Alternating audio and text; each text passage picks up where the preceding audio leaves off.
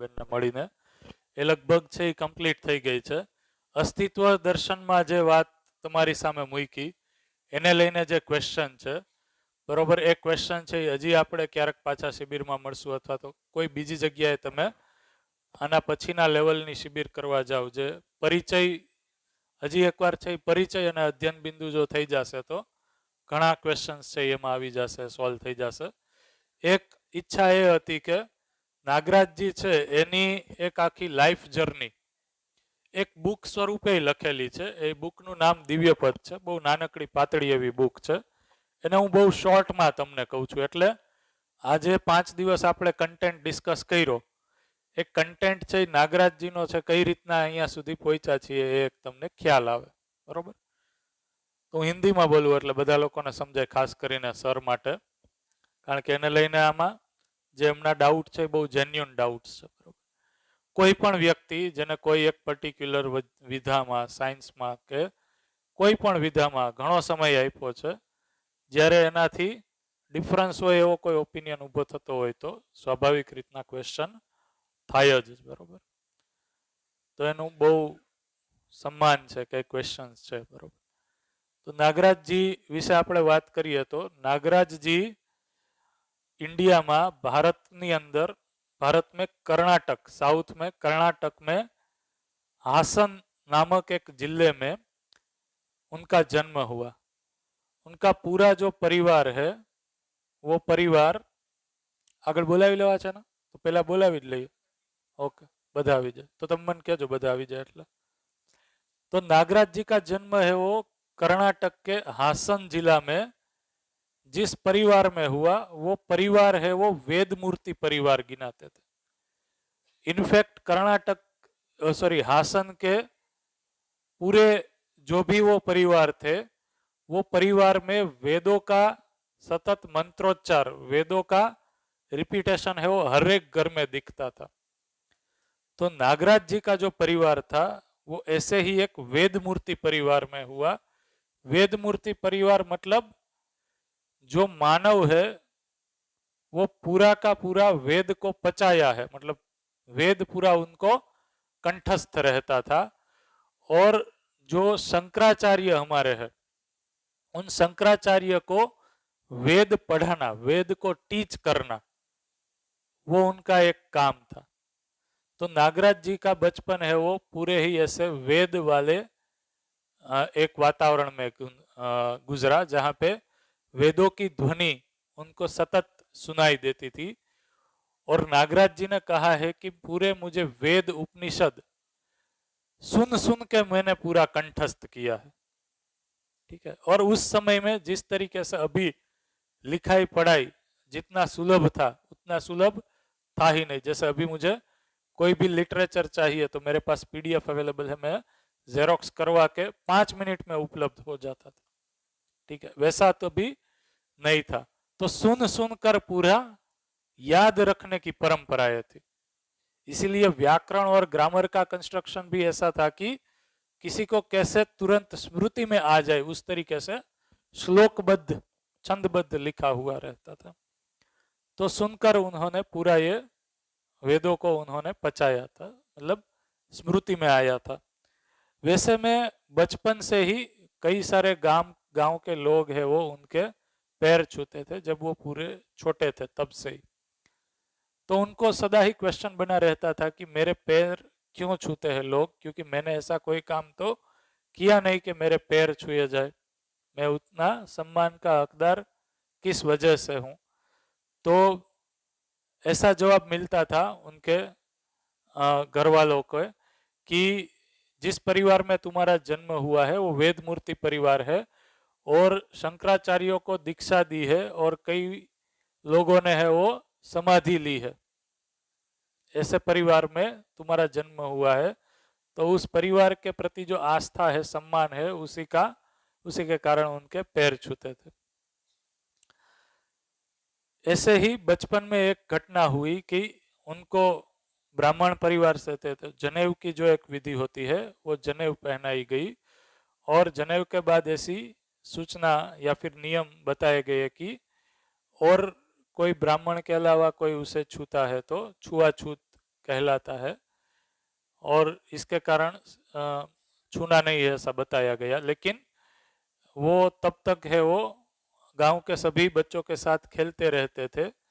तो एक बार है वो किसी ने उन्हें छू लिया और नागराज जी को बहुत ही गुस्सा आया और उसे धक्का देके मार के गिरा दिया। वो बच्चा है वो काफी तीव्र धक्का लगने के कारण एक क्रिटिकल स्थिति में आ गया और नागराज जी को पता चला तो उन्हें बहुत ही बुरा लगा कि ये मैंने क्या कर डाला। और उनको ये प्रश्न बना कि ये जनेऊ के कारण मैं किसी मानव के साथ नहीं जुड़ पा रहा हूँ जिसके साथ अभी तक मैं खेल पा रहा था, तो ये किस प्रकार के नियम है। दूसरा उन्हें प्रश्न बना अपनी आगे की जर्नी में कि ब्रह्म सत्य है तो जगत मिथ्या उनसे कैसे पैदा हो गया। ब्रह्म सत्य जगत मिथ्या ऐसा वेदों का एक सूत्र है। तो ये प्रश्न बना के ब्रह्म सत्य है, प्योर है, तो ये प्योर चीज में से जगत जैसा मिथ्या चीज कैसे बन गया। और दूसरा प्रश्न क्या बना दीदी उनका, एक तो ये बना के ब्रह्म सत्य से जगत कैसे मिथ्या पैदा हो गया, और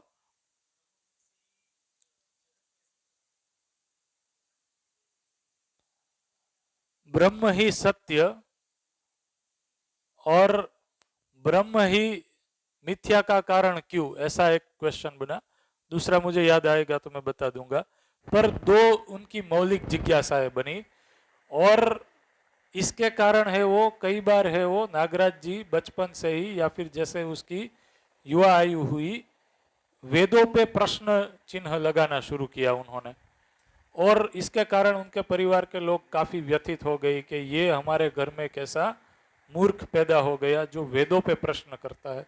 उस समय की जो रूढ़ियां थी उसमें हम वेदों के ऊपर प्रश्न चिन्ह भी नहीं लगा सकते हैं, मानी वेद वाक्य यानी ब्रह्म वाक्य उस पर क्वेश्चन नहीं किया जा सकता है। तो उनके माता पिता ने तब दक्षिण में ही उनके लिए जो पूजनीय थे रमण महर्षि जी, उनके चरणों में जाके नागराज जी को पटक दिया और कहा कि ये उटपटांग सवाल करता है, ये हमारे घर कैसा मूर्ख पैदा हो गया, आप इसके ऊपर कुछ कृपा कीजिए। इस घटना के कारण नागराज जी को बहुत ही बुरा लगा और उनको शायद 1 महीने तक बहुत ही बुखार आ गया और ऑलमोस्ट मरने की परिस्थिति में आ गए ऐसा लगा। लेकिन तभी उनकी माता ने उनकी काफी सेवा की और वो उसमें से बाहर आ गए। जैसे ही उसमें से बाहर आए तो उनकी स्थिति ऐसी बनी कि अब वो जो भी वेद या फिर उपनिषद सुनते थे तो उनको कंठस्थ हो जाता था, याद रह जाता था। तो धीरे धीरे उनकी ये स्थिति बनी कि उनमें वो पारंगत हो गए, लेकिन उनकी जो ये जिज्ञासा थी, जो क्वेश्चन था, वो बना ही रहा। तो वो रमण महर्षि के पास गए तो उन्होंने कहा कि आपका इसका उत्तर है वो समाधि में मिलेगा, तुम समाधि करो। फिर उनके मामा या फिर पापा पिताजी उन्हें तभी के जो शंकराचार्य थे श्रृंगेरी के, वहां पे ले गए और उनकी क्या आज्ञा है वो पूछने गए। तो वहां पे भी शंकराचार्य जी ने वही कहा कि आपको इसका उत्तर है वो समाधि में मिलेगा। ब्रह्म सत्य जगत मिथ्या कैसे, उनका जो ये मौलिक प्रश्न था उसका उत्तर है उसे समाधि में मिलेगा। तो नागराज जी ने समाधि के लिए उससे अनुमति ली और कहा कि मैं कहाँ पे करूँ। तो उन्होंने कहा कि नर्मदा के किनारे भजन करो। तो उससे पहले है वो अपनी माता पिता की अनुमति लेने गए। तो माता पिता ने कहा कि अब हम बूढ़े हो गए हैं, हमारी सेवा करना ही तुम्हारा धर्म है, तो तुम हमारी सेवा करो। तो जब तक वो दोनों का शरीर शांत नहीं हुआ तब तक नागराज जी ने सेवा की। उनका तब तक में शादी भी हो गया था। तो शास्त्रों में ऐसा कहा है कि माता पिता पत्नी और पत्नी के जो माता पिता है उसकी आज्ञा होनी चाहिए कोई भी ध्यान या फिर उस प्रकार के रास्ते में जाने के लिए। तो उन्होंने माता जी की यानी कि उनकी धर्मपत्नी को वो हमेशा माता जी कहते थे, उनकी भी आज्ञा ली और उनके माता पिता की आज्ञा लेने गए, तो उन्होंने कहा कि हम जब तक है तब तक हमारी भी सेवा कीजिए। तो उन्होंने जब तक उनका शरीर शांत हुआ तब तक उन्होंने उनकी सेवा की। और तब तक है वो नागराज जी को काफ़ी सारी स्किल्स आती है, जिसमें सिलाई का कामकाज है, ठीक है, बढ़ई कढ़ाई का काम है, सुथारी काम, वैसा भी काफ़ी सारा जानते थे। उस समय तक उन्होंने एक पेंसिल की फैक्ट्री भी लगाई थी, और कहा जाता है कि उस जमाने में वो हेलीकॉप्टर की यात्रा कर चुके थे, उतना पैसा था। लेकिन उनका ये प्रश्न तो कंटिन्यूअस बना हुआ ही था।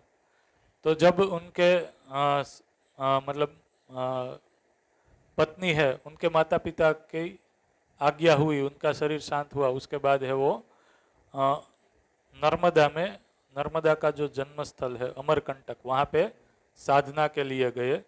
वहाँ पे उन्होंने साधना की। साधना में जब वो बैठते थे तो कहते थे कि 12 घंटा 14 घंटा तक कंटिन्यूअस साधना के लिए बैठे रहते थे। तो लगभग 20 साल की उनकी साधना की यात्रा में उनके सामने अस्तित्व जिस तरीके से कोई फिल्म चलती है और पूरा फिल्म में जैसा हमें चित्र एक के बाद एक दिखाई देता है, वैसे ही उनको अस्तित्व पूरा उनके सामने खुल गया। और इस तरीके से अस्तित्व दिखा के, अस्तित्व सहअस्तित्व है जिसमें इकाई और व्यापक है, और व्यापक है वो इकाई का क्रियाशीलता का स्वरूप, उनका कारण है, ऐसा उन्हें दिखाई दिया। यहाँ तक का शेयरिंग रखते हैं, उसके बाद कंटिन्यू करते हैं मेरे ख्याल से।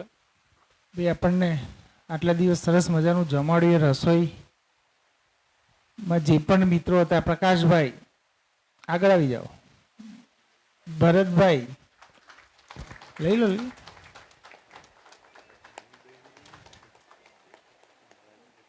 જીગરભાઈ, રાજુભાઈ,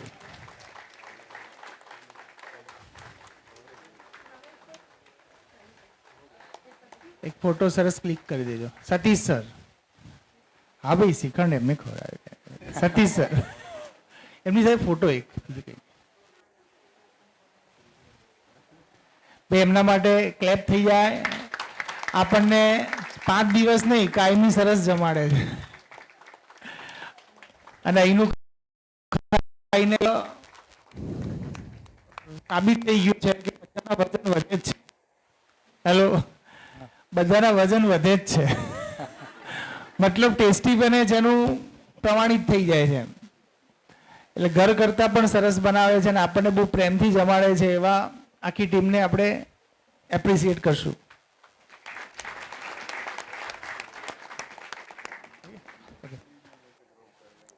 એના પછી આપણા જે સેવક મિત્રો છે સતત આપણા માટે, આમ તો જોવા જઈએ ને તો આજે સેવક મિત્રો જેટલા પણ છે ને એ બધા સૌથી વધારે મદદરૂપ, આપણે એકબીજાને મદદરૂપ નહીં થતા હોય ને એટલા મદદરૂપ દરેક ડિપાર્ટમેન્ટને થાય છે.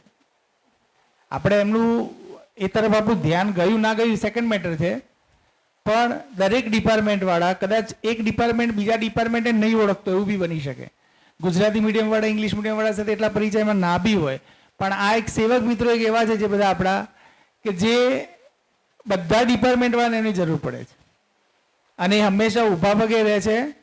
એટલે દલપતભાઈ, કિરણભાઈ, અનિલભાઈ, યોગેશભાઈ,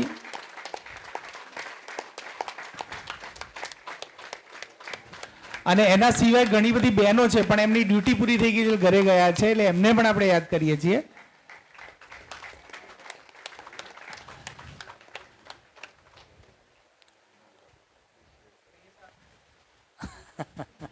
સ્પેસ પ્રાપ્ત જ છે. બધાને ખૂબ ખૂબ વ્યાપકતા મળે.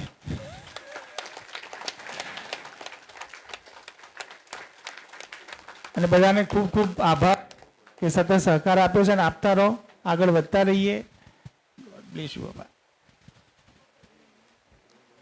આજે અમે લોકો વચ્ચે 1 કલાક આ બધા મિત્રો સાથે બેઠા હતા, સારી ચર્ચા રહી.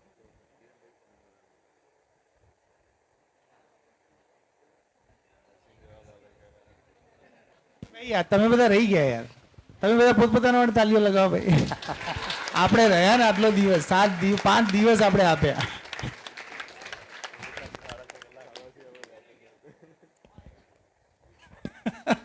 રહી ગયા પારસભાઈ ને ચેતનાબેન માટે. હા,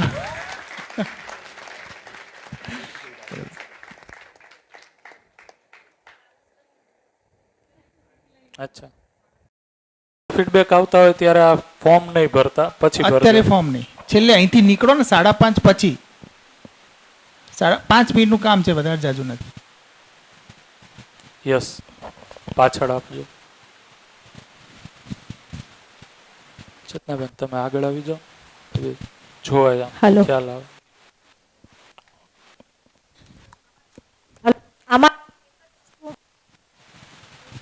હલો, હા, આમાંથી મેં એક જ વસ્તુ કે હલો અચ્છા એવું કરવું છે, આગળ આવી જાય Hello. ફીડબેક લેવા વાળા.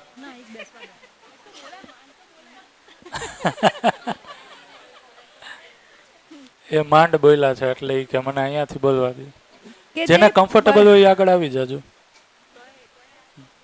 હા, પણ નીચે બેસ. કે બી પોઝિટિવ ફોર એવરીવન. ક્યારે કોઈના વિશે જે અત્યાર સુધીનું રાગ, દ્વેષ, ગુસ્સો, ક્રોધ, કોઈના વિશે જે પણ આપણામાં જે નેગેટિવિટી છે એને ધીરે ધીરે એને ઓછી કરી અને પોઝિટિવિટી તરફ લઈ જઈ અને માનવને માનવ સાથે સરખી રીતે એક જ નજરથી જોવામાં આવે તો આપણે કંઈક આગળ કરી શકીએ.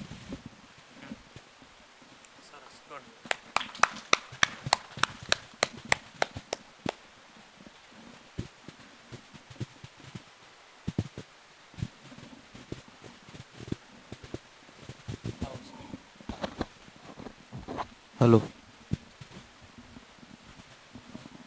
જીવન વિદ્યા જે પરિચય શિબિર છે એ મારા માટે બીજી વાર છે. વિસનગર પણ એટેન્ડ કરેલી છે. આ જે પરિચય શિબિર હતી એમાં થોડુંક મારું વિશેષ ધ્યાન ગયું, કારણ કે ફર્સ્ટ ટાઈમ જે હતી થોડીક એટલે ટફ લાગ્યું હતું સમજવામાં. પણ આ વખતે બીજી વાર જે આપણે શિબિર મેં ભરી એના કરતાં સમજવામાં થોડુંક સરળ પડ્યું. એટલે એના પરથી મારું થોડુંક ધ્યાન એવું જાય છે, બીજાનું જાય છે ખબર નહીં, કે જેમ જેમ શિબિર એટેન્ડ થશે એમ એમ મારું પોતાનું પણ લેવલ ક્લિયર થશે. આ શિબિર પરથી મારું ખાસ વિશેષ ધ્યાન એક ફેમિલી અને પ્રકૃતિમાં તો ગયું છે, પણ પહેલું ધ્યાન મને મારા ઉપર ગયું કે હું જ મારું દર્પણ બનીને પહેલાં જોઉં. કારણ કે અત્યાર સુધી જનરલી આખો સમાજ સૂચનાઓ આપવામાં વધુ માને છે, ફોલો કરવામાં નથી માનતો, એટલે તકલીફો છે. એટલે સૌથી પહેલાં ધ્યાન મારું એ જ જાય છે કે હું મારું દર્પણ બનું. અને ખાસ જે બહુ મસ્ત સવારે બેને વાત કરી કે આપણે આપણા એજ્યુકેશનમાં જે બાળકોને પીરસીએ છીએ એને ફક્ત નોલેજેબલ એક્ઝામ ઓરિએન્ટેડ ન રાખતા એને પ્રકૃતિ સાથે જોડો, એના વ્યવહાર સાથે જોડો. એના સરસ ઉદાહરણ આપ્યા, યુદ્ધનું ઉદાહરણ આપ્યું છે, મેથેમેટિક્સનું ઉદાહરણ આપ્યું, બધા સબ્જેક્ટમાં શક્ય છે. એટલે એ તરફ પણ જો આપણે થોડું ધ્યાન દોરીને એનો અભ્યાસ કરશું આપણે આપણા પોતાના ઉપર પ્રેક્ટિકલ રીતે, તો એ શક્ય છે કે ધીરે ધીરે બધું જ સમજાઈ જશે. અને કમસે કમ આપણે બીજાના ન જોતા આપણા તો પ્રશ્નો સોલ્વ થશે જ. એટલે એમ કરી કરીને આપણે આપણું સોલ્યુશન આવું જો આખો સમાજ વિચારશે એટલે આપોઆપ સોલ્યુશન થઈ જશે.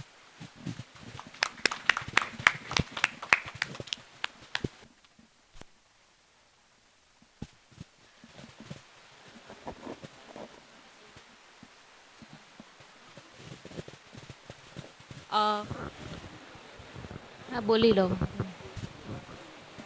હલો, પહેલાં તો આપણે આ 5 દિવસ ભેગા થયા તો પહેલાં તો આપણે આપણા માટે તો આપણે સમય કાઢી નથી શકતા, પણ આ 5 દિવસમાં આપણે આપણા માટે સમય કાઢ્યો એ ખૂબ જ મોટું આપણે કામ કર્યું છે. અને આપણા જે ટ્રસ્ટીશ્રીઓ છે અને જે બેનશ્રી છે અને ભાઈશ્રી છે એમણે પણ ખૂબ જ સરસ આ 5 દિવસ આપણને આપ્યું છે. એના માટે તો આપણે ખૂબ ખૂબ એમનો આભાર માનવો જ જોઈએ, કારણ કે આપણે આપણા માટે તો સમય આપી જ નથી શકતા. અને બીજું કે આપણે જે અહીંયા જીવન વિદ્યામાં શીખ્યા છે કે આપણે અત્યાર સુધી બસ વાતો જ કરતા આવ્યા છે, આપણે એને આચરણમાં લાવવાની કોશિશ કરી જ નથી. તો હવે આપણે શું કરવાનું છે કે હવે આપણને આપણી ભૂલો દેખાશે કે આપણે જે પણ અત્યાર સુધી કર્યું છે તો આપણને એમાં આપણી ભૂલો આપણે જોઈ નતા શકતા, પણ હવે આપણે જોવાનો ટ્રાય કરીશું, કોશિશ કરીશું ને આપણી ભૂલો આપણને દેખાશે એમાં, તો આપણે એમાં જરૂર સુધારો લાવી શકીશું. અને બીજું કે બાળકને ભણતરની સાથે ગણતર પણ આપવું જરૂરી છે.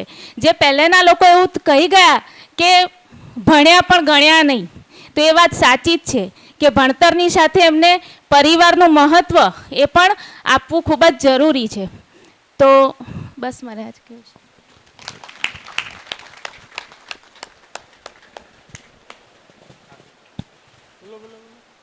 મને આ શિબિર પરથી પહેલાં બી મેં શિબિર કરેલી છે.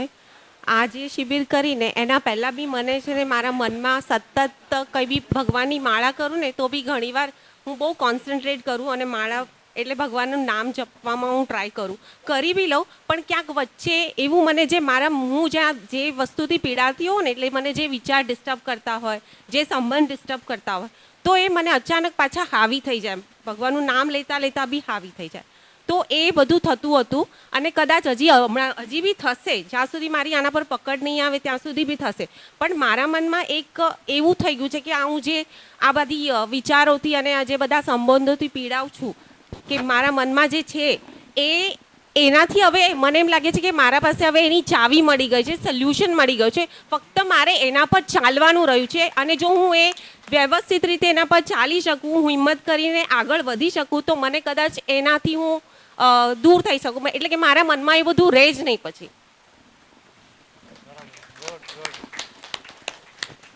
હેલો, ફર્સ્ટ ઓફ ઓલ તો મધ્યસ્થ દર્શન જે મતલબ ખુદના દર્શન કરાવી દીધા એ રીતે છે કે કારણ કે ભગવાનને ના માનવું એને માનવું એવી તો કંઈ વાત છે જ નહીં અહીંયા કે જે આસ્તિક અને નાસ્તિકવાળી. કારણ કે જો રામ ભગવાન એ જન્મ્યા હતા તો માનવ અવતારમાં જ હતા, પણ એમને એ રીતે જીવન જીવ્યું ને એ રીતે દ્રષ્ટાંત બેસાડ્યા કે જેના કારણે આપણે ભગવાન માનવા પડ્યા. તો એવી રીતે આ મધ્યસ્થ દર્શનમાં હું આટલું શીખ્યો છે કે માણસને પણ પોતાના ગુણો દ્વારા એવી ક્વોલિટી બનાવવાની છે કે જે આપણી એનર્જીથી એની પ્રેરણા લઈને આજુબાજુવાળા લોકો પ્રોત્સાહિત થાય અને એમનું પણ કલ્યાણ થાય અને આપણું પણ કલ્યાણ થાય. બસ હું આટલું શીખ્યો છું.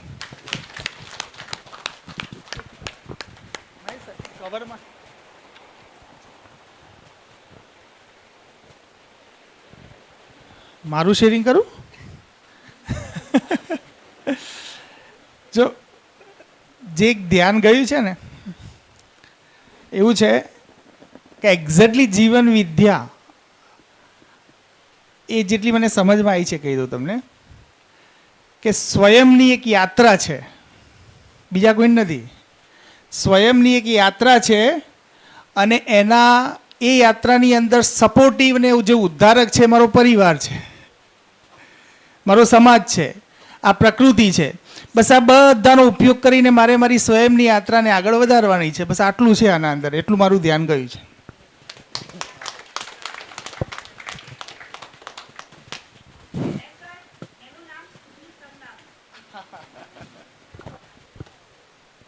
હલો, મારું જે ધ્યાન ગયું છે એ ઉપર કે જે જે જીવન ક્રિયામાં જે તુલના જે હતું એને વધારે ધ્યાન પર લઈ અને જે પેલી 6 ક્રિયાઓ છે ઉપરની 3 પ્રિયહિત, લાભ અને ન્યાય, ધર્મ અને સત્ય, એને વારંવાર વાગોળવાની છે. એ 3 નીચેની 3 છે એના ઉપર પ્રેક્ટિસ કરવાની છે ખાસ. અને પ્રેક્ટિસ મેક પરફેક્ટ. એટલે તમને બી ખ્યાલ છે કે કોઈ પણ વસ્તુને સિદ્ધ કરવી હોય તો વારંવાર જપો એટલે સિદ્ધ થઈ જાય. તો એ ત્યારે જ તમે સાક્ષાત્કાર મેળવી શકશો.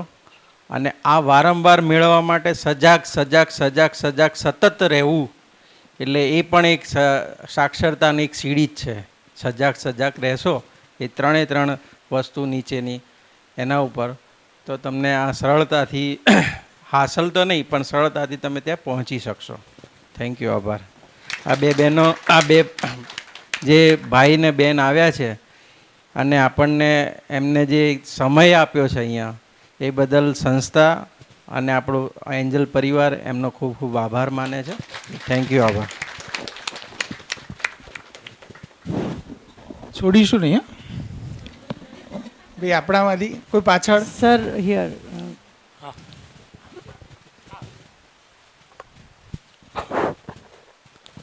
એક બેન આવે ત્યાં સુધીમાં એક વાત શેર કરી દઉં, સમયનો સદુપયોગ થાય એટલા માટે. જેમ ગિરીશભાઈ અને સતીશભાઈએ એમના જે અભિપ્રાય આવ્યા, બરોબર, અમારા બહેનો અહીંયા આવવા પછી જે એક એક્સપિરિયન્સ રહ્યો એક સારો એ છે કે એમની પહેલેથી કાંઈક જર્ની રહી છે કે એના કારણે એ જીવન વિદ્યા જેવી વસ્તુને એપ્રિશિએટ કરી શક્યા અને એમની ભાવ બહુ પ્યોર છે એ અમે જોઈ શક્યા આટલા દિવસો એમના ઘરમાં રહ્યા અહીંયા, કે એમના ફેમિલી, બે ફેમિલીની સ્થિતિ એટલી સારી છે કે કાંઈક સારી વસ્તુ એને લાઈફમાં મળી છે ને એ તમારા સુધી પહોંચાડવામાં માગે છે અને તમારા દ્વારા તમારા સ્ટુડન્ટ્સ સુધી પહોંચાડવામાં માગે છે. એટલે કે સમાજ સુધી આ સારી વસ્તુ કઈ રીતના પહોંચે એ લોકો ઈચ્છે છે અને એમના ઘરની સ્થિતિ છે એ બહુ સારી છે એવું મને લાગ્યું કે અમે જે રીતના અહીંયા બધા ફેમિલી રહીએ છીએ અને અમારી જે સ્થિતિ છે અમારા 10-12 ફેમિલીની છે એને સમકક્ષ સ્થિતિ એની અત્યારથી છે, જ્યારે એને અધ્યયન નથી કર્યું ત્યારથી. તો અધ્યયન પછી છે એ બહુ સારી સ્થિતિ અહીંયા બની શકે એવું લાગે છે. ચેતનાબેન, તમારે એમાં કાંઈ એડ કરવું હોય તો? એટલે અડધું તો પારસભાઈએ કહી જ દીધું છે. આમાં મારે ત્યાંથી અહીંયા આવવામાં મારા જે શબ્દો હતા એ અડધા પારસભાઈએ લઈ લીધા છે. મને એવું ફીલ થયું, કારણ કે પહેલી વાત તો હું તમને બધાને એ જણાવવા માંગુ છું કે આ જે 5 દિવસ આપણે સમય આપ્યો, કોને આપ્યો? સંસ્થાને, મેનેજમેન્ટને, આપણે પોતાને આપ્યો. અને એ આપવા માટે તમને બધાને પ્રેરિત કરવાનો કે તમને બધાને જે પણ આ ચાન્સ આપ્યો છે એના પાછળનો જે ઈરાદો, જે સારો ઈરાદો કહીએ ને, એ મેનેજમેન્ટનો છે. રાઈટ? આનાથી મેનેજમેન્ટને શું લાભ છે બોલો? કોઈ લાભ નથી. હા, તમારો સ્વભાવ બદલાશે, તમે પોઝિટિવ થશો, તમારા પરિવારમાં સુખ આવશે, તમને સુખની પ્રાપ્તિ થશે. જેટલું આજે પહેલા શિબિરમાં મને જે ઉતર્યું છે એ પ્રમાણે હું કહું છું કે સુખની પ્રાપ્તિ. તો એમાં બેનિફિટ ક્યાં છે મેનેજમેન્ટનો? Sir, indirectly if you connect, you can connect. Yes. Second ma'am, હમણાં ચર્ચા થઈ હતી. બીજું આ બંને મિત્રો આવ્યા છે એ જે પેમેન્ટ લે છે ને એને સમજવાની આપણી ક્ષમતા નથી. એ પેમેન્ટ લઈ રહ્યા છે પણ આપણે પેમેન્ટ કોને ગણીએ છીએ? મનીને. પેમેન્ટ ના કહેવાય સર. એક્ઝેક્ટલી હું સમજો. હમણાં જ મેં એક સેન્ટેન્સ વાપર્યું કે ભાઈ મારી સ્વયંની એક યાત્રા છે અને એમાં પરિવારે ઉદ્ધારક છે. બરાબર? ઉદ્ધારક છે, આપણો ઉદ્ધારક. આપણે લેબોરેટરી કરતા એમ શબ્દ થોડો સારો વાપરીએ જે ચેતનાબેને આવ્યો હતો. તો તમે પરિવાર છો તો તમારા સપોર્ટથી જ અમારી એક યાત્રા વધવાની છે. એટલે વી આર ગેટિંગ પેમેન્ટ. અમે પેમેન્ટ લઈ રહ્યા છીએ એટલે અમારો કોઈ લાભ નથી એવું મનમાં મત માનતા. પૂરેપૂરો એક્સ્ટ્રીમ લેવલનો લાભ છે અને આપણે બધા જોડાઈ જઈએ બસ. એક્ઝેક્ટલી. જો પહેલી વાત તો એ છે કે પરિવાર શબ્દ સરે વાપર્યો ને તો આપણે એમ વિચારીએ કે મીનાક્ષીબેન ને દીપાબેનની જ વાત કરે છે સાહેબ. એવું લાગ્યું? ના, સર લોકો જ્યારે આજે પરિવારની વાત કરે છે ત્યારે આપણે એન્જલ્સ પરિવારની વાત કરી છે. એ બહુ જ મોટો લાભ છે. જો કદાચ અહીંયા આપણે 70-80 people right now are present here મારા હિસાબે, અને એમાંથી કદાચ 50% બી જો એવું લાગતું હોય કે ભાઈ મારે આ જે અધ્યયન આપણે 5 દિવસમાં કર્યું અને એના પ્રમાણે મારા લાઈફમાં કે મારી વિચારવાની જે એ છે એનામાં હું ચેન્જીસ લાવું, તો પહેલાં તો તમારો પોતાનો લાભ, તમારા પોતાના પરિવારનો લાભ તો છે જ, પણ સાથે સાથે તમારી સાથે સંકળાયેલા આટલા 1200-1500 જે વિદ્યાર્થી તમારી શિફ્ટમાં છે એ બધાને લાભ છે. અને જેમ આ સરે ભૈયા અને દીદીએ વાત કરી છે, પછી એની સાથે એમના પરિવાર કનેક્ટેડ છે, તો વિચારો કેટલા જણનું, હે ને? તો ક્યાંક ને ક્યાંક આ બધું કરવામાં આપણે જો ખાલી એક આટલો નાનો સરખો 0.1 કહીએ ને એટલો બી જો આપણે પાર્ટ ભજવ્યો હોય ને તો it is a great share according to me, હે ને? So thank you very much. અને હવે મેનેજમેન્ટને રિક્વેસ્ટ કરવી છે કે વધારે નહીં પણ વર્ષે એકવાર આવી તો શિબિર સ્કૂલમાં થવી જોઈએ. Because I agree, female staff છે, હું એગ્રી કરું છું. Because even I am a female, ઘણીવાર બધું પ્લાન કર્યા પછી બી કેન્સલ કરવું પડે ઘરની પરિસ્થિતિઓના પ્રમાણે. પણ અહીંયા ગામમાં હઈશું ને તો કામ સાંજે કરી લઈશું પણ પહેલાં શિબિરમાં જઈએ એવી ઈચ્છા થાય છે ને. સ્ટાર્ટિંગના 2 દિવસ મને એવું ના લાગ્યું, પણ પછી છેલ્લા 3જા દિવસે, 4થા દિવસે અને ગઈકાલ તો બધા થોડા મારા જે મિત્રો હતા એ લોકોએ મને કીધું કે મેડમ હવે એવું થાય કાલ છેલ્લો દિવસ છે. એટલે આ જે ફિલિંગ જે મને કાલે સાંભળવા મળ્યું ને એ મને ખૂબ ગમ્યું. એટલે આઈ હોપ કે આવી શિબિર થાય, તમારા બધામાં ચેન્જીસ આવે ને આપણે બાળકો સુધી આ જ વસ્તુને કનેક્ટ કરીને એમનું બી આપણે જીવનમાં ક્યાંક ઇમ્પ્રુવમેન્ટ લાવવા માટે થોડોક આપણો જો યોગદાન હશે તો we are lucky for that. Thank you.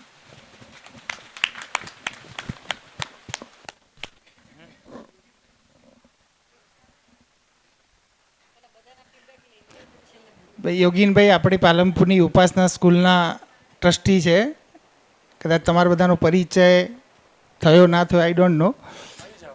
આપણે ઉપાસના સ્કૂલ, આપણે પણ એન્જલ્સ પણ એની સાથે જોડાયેલી છે અને એનો સંપૂર્ણ કાર્યભાર બંને ભાઈઓ છે, સિદ્ધાર્થભાઈ અને યોગીનભાઈ. આ મોટા ભાઈ છે, સિદ્ધાર્થભાઈ નાના ભાઈ છે. બંને ભાઈઓ ત્યાં સતત અમારી જેમ જ કાર્યરત છે. આપણે એમની પાસે થોડું ફીડબેક લઈ લઈએ.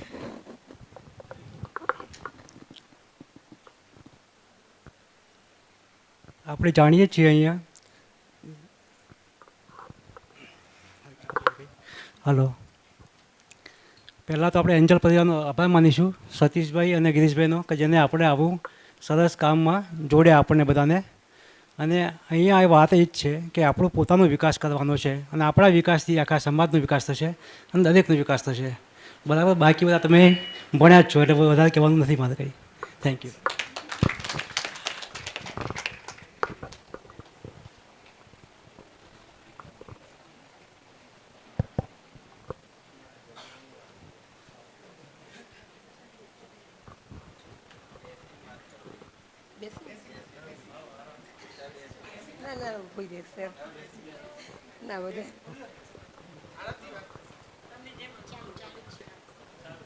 હેલો, નમસ્કાર બધાની. જ્યારે તો પહેલાં અમને ઉપાસનામાં મેં મેસેજ મૂક્યો ને સુખનું સરનામું, અને એમાં પાછું નીચે લખ્યું કમ્પલસરી, એટલે એ વખતે અમને એમ થયું કે વળી સવારે આવવાનું, બપોરે આવવાનું, કમ્પલસરી એટલે ફરજિયાત. ત્યાર પહેલાં તો અમને મૂંઝવણમાં જ હતા કે આ સુખનું સરનામું છે કે દુઃખનું સરનામું છે. પહેલાં એવું લાગ્યું શ્યોર, પહેલાં જે હકીકત છે એ કહીએ છીએ. એટલે પહેલા દિવસ તો મને એવું થતું હતું. જોકે પરિચય શિબિર મેં પહેલી ભરી છે, પણ અમને બેન એક વાત તો અમે કહીએ કે ગિરીશ સર જે અમને દર શનિવારે 1 કલાક જે 1-1.5 કલાક અમને જે આ જીવન જીવવામાં જે બધી વિધિ છે એ કહે છે, એમાં અમને ઘણો ફરક પડ્યો છે. કેમ, પહેલાં અમે ગપસપ જ કરતા હતા, પછી બહસ ઉપર આવ્યા અને હવે અમે સંવાદ ઉપર આવી ગયા છીએ અમે. કારણ કે પહેલાં અમને થતું કેમ કે ટાઈમ વેસ્ટ કરીએ શું ફરક પડે, કોઈની જોડે ચર્ચા કરીએ શું ફરક પડે, પણ એમાંથી કોઈ સારું પરિણામ મળતું નથી એ ખબર પડી અમને. ગિરીશ સરે અમને એના વિશે બહુ ઘણું ડિટેલમાં સમજાયું. પછી આ ક્ષણિક સુખ, એટલે આપણે બધા ક્ષણિક સુખમાં જ માનીએ છીએ એટલે એવી જ પ્રવૃત્તિઓ કરીએ, પણ આપણે સરે પછી એ બી સમજાયું કે નહીં, નિરંતર સુખ તરફ જવું હોય તો શું કરવું. એ બે વિશે તો પોઈન્ટ વિશે તો અમે બધા હવે એટલા સજાગ થઈ ગયા છીએ કે લગભગ હવે અમે કોઈ બહસમાં નથી પડતા, ગપસપમાં નથી પડતા, અને જ્યાં પણ એવું લાગે તો અમે સવારથી જ કામ ચલાવીએ છીએ. અને હવે આપણો ફરક શું છે કે અત્યાર સુધી આપણે 4 વેદો વિશે ભણતા હતા, ઋગ્વેદ, યજુર્વેદ, અથર્વવેદ, સામવેદ. હવે આપણે 4 અવસ્થા વિશે ભણવાનું છે. પદાર્થ અવસ્થા, જીવાવસ્થા, પ્રાણાવસ્થા અને માનવસ્થા. કોઈ ફરક છે? અત્યાર સુધી આપણે 6 રસ, મધુર, મીઠો, કડવો, તો એ આપણે શીખતા હતા. હવે આપણે હાલ સરે કહ્યું 6 દ્રષ્ટિ, પ્રિય, હેતુ, લાભ, ન્યાય, ધર્મ, સત્ય. આપણે શીખવાનું શું છે? અત્યાર સુધી કાવ્યને આપણે 9 રસો ભણતા હતા, કરુણ રસ, હાસ્ય રસ, વીર રસ વગેરે. તો આપણે 9 મૂલ્યો શીખવાના છે. મૂળ આપણે શીખવ્યું તો બધું આ જ ને, જે બધું હતું જ આપણી પાસે, પણ જે જીવનમાં જે આપણે નહોતા ઉતારતા એ આપણે આ 5 દિવસમાં આપણને ખબર પડી કે આપણે આ 9 મૂલ્યો છે, સાત સંબંધો છે, જેમ આપણે જીવન આ લગ્નના ફેરા વખતે ખબર 7 પ્રતિજ્ઞા લઈએ અને આપણું જીવન સફળ બને, તો એમ આપણે 7 સંબંધો જો સાચવીએ આપણું જીવન સફળ બને છે. શું મને એમ કહો, આપણે નવા સ્વરૂપે આ લોકોએ પીરસ્યું છે અને એમનું નામ પ્રમાણે ગુણ છે પારસ. તમને ખબર છે કે પારસ મણી લોખંડને અડે તો સોનું બને. આપણે જે લોખંડ જેવા હતા હવે સોના જેવા બનીશું. હવે નામ છે ચેતનાબેન. ચેતના મતલબ જાગૃતિ લાવી. તો આપણે ત્યાં ઘડી સુતા હતા એ જીવનમાં હવે જાગૃત બનશું. ફરક શું છે મને એમ કહો તમે. અને આપણે બીજું બધું તો કંઈ નહીં, પરંતુ ખરેખર જે આપણા માટે આ મેનેજમેન્ટ આપણે જાગૃતિ લાવવા માટે જે પ્રયત્ન કરી રહ્યું છે ખરેખર અમે હૃદયથી નથી બોલી શકતા, પણ એકદમ સરાહનીય પ્રશ્ન અમારા માટે તો છે સર. બરાબર. અને આ શિબિર ભરીને ખરેખર અમને તો ઘણું બધું જીવનમાં મળ્યું હોય એવું લાગે છે. અત્યાર સુધી સૂત્ર વાંચતા હતા, હમ બદલેંગે યુગ બદલેગા, હમ સુધરેંગે યુગ સુધરેગા. પણ હવે ખબર પડી ગઈ કે ના, હવે આપણે જ બદલવાનું છે, આપણે જ જાણવાનું છે. એ વાત આપણને અહીંયા ખબર પડી ગઈ.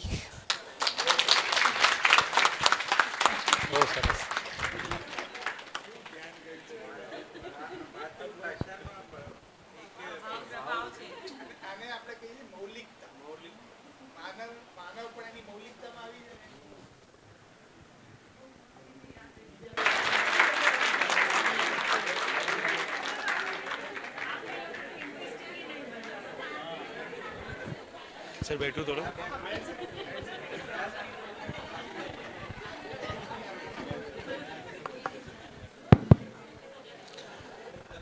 जय श्री राम.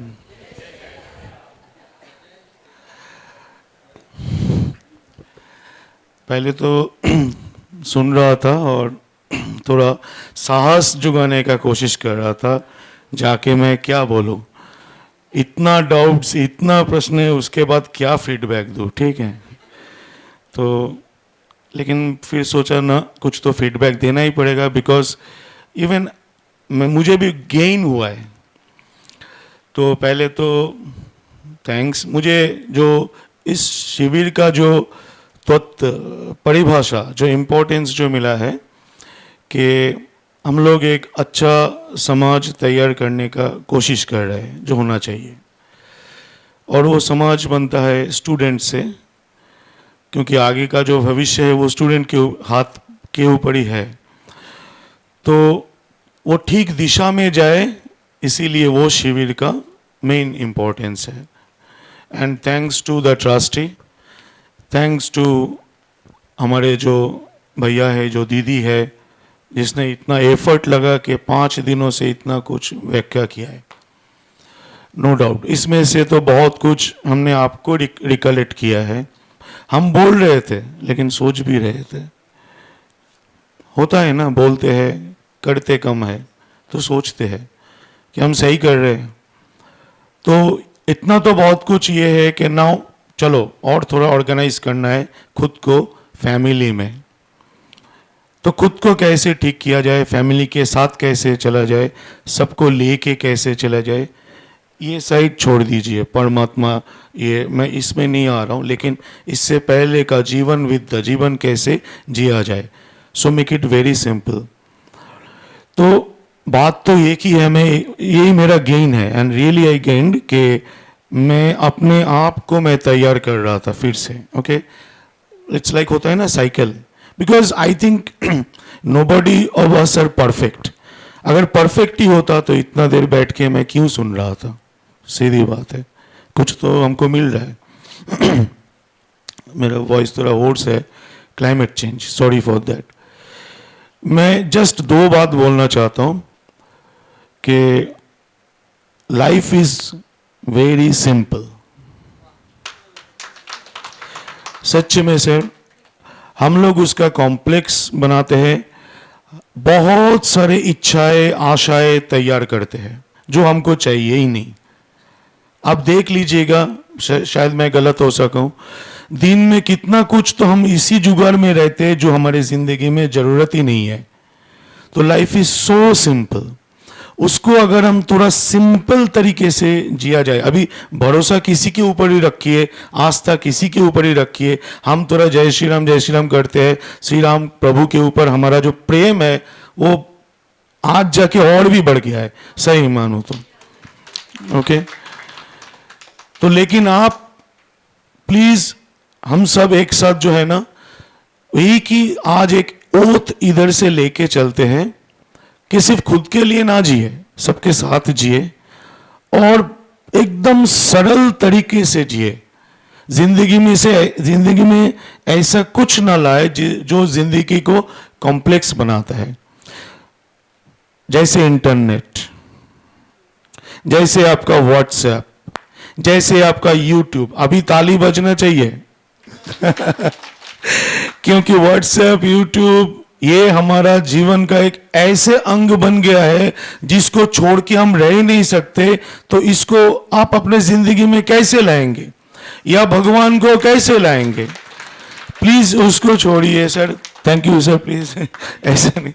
तो यही हमने सोचा है। देखिए इतना तक तो मैं फॉलो करता हूँ, क्योंकि शायद आपने जितना 4-5 दिन में मुझे, मैं फोन यूज करता हूँ, मतलब फोन तो रख के ही आता हूँ घर पे, ठीक है, क्योंकि इधर यूज ही नहीं है। और घर पे भी वो फोन ऐसे ही रहता है, क्योंकि बिलीव मी आपको आपकी जिंदगी से दूर लेके जा रहे हैं सिर्फ वो इंटरनेट और फोन। पहले उसको दूर रखिए, फिर ये सब और भगवान को लेके चर्चा कीजिए, जीवन को सरल बनाइए। अपने ईगो जो है, सबसे हमारा जो मेन प्रॉब्लम है, जो हमारा ईगो है, अहम है, उसको अगर हम थोड़ा सा कम करके रखे, थोड़ा सा नीचे करके रखे, तो आगे वाले को हम पहचान पाएंगे, आगे वाले को हम समझ पाएंगे, आगे वाले को जान पाएंगे, तो एक साथ हम रह पाएंगे सुखी सुखी, खुशी खुशी। बस इतना ही मुझे बोलना है। जय श्री राम।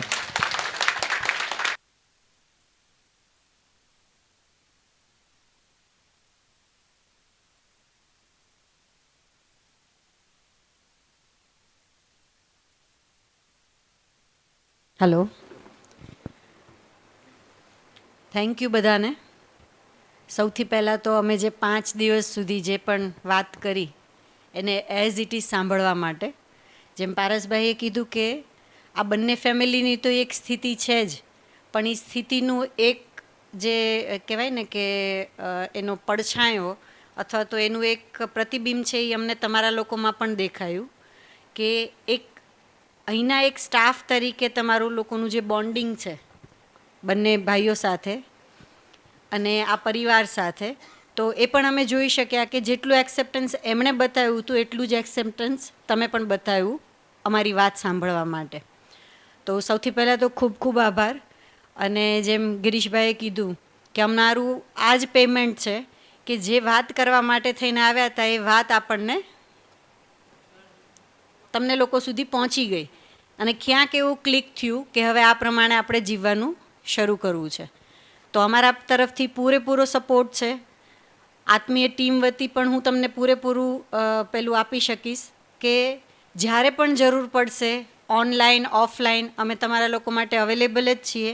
પણ આ યાત્રામાં તમે લોકો આગળ વધો એના માટે થઈને અમારી ખૂબ ખૂબ શુભકામના છે. અને અમારી જેમ જે બાકીના 8 ભાઈઓ બહેનો ત્યાં પણ છે, તો જ્યારે પણ જરૂર પડશે આ સંસ્થાને તો અમે લોકો અવેલેબલ છીએ તમારા માટે. અને આ આખી જે યાત્રા છે એ આપણે સાથે મળીને પૂરી કરશું. All the best.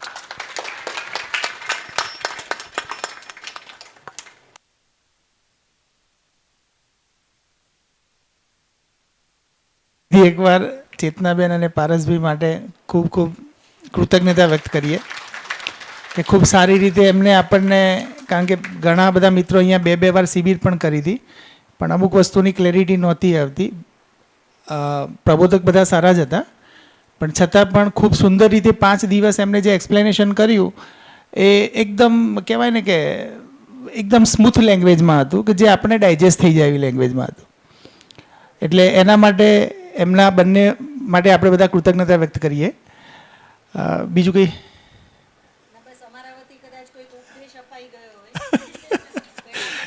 ખૂબ સુંદર વાત. ક્યારેક કોઈ ઉપદેશની ભાષા વહી ગઈ હોય તો એના માટે સોરી. ના એવું જરાય નથી, અમને તો કોઈને ફીલ નથી થયું, અમને તો ખૂબ મજા આવી છે. તમારું જે કહેવાનું બધું હતું ને એ બધા ટીચરો સાથે છે ને એ ભાવમાં આવી જ ગયું છે, પણ બધા ટીચરોનું છે ને જે પકડ અને શબ્દો પર પકડ નથી તો એ બધા એક્સપ્રેસ નથી કરી ચૂક્યા, બટ તમારું પેમેન્ટ ફૂલ છે અને બધા મોજમાં આવી ગયા છે.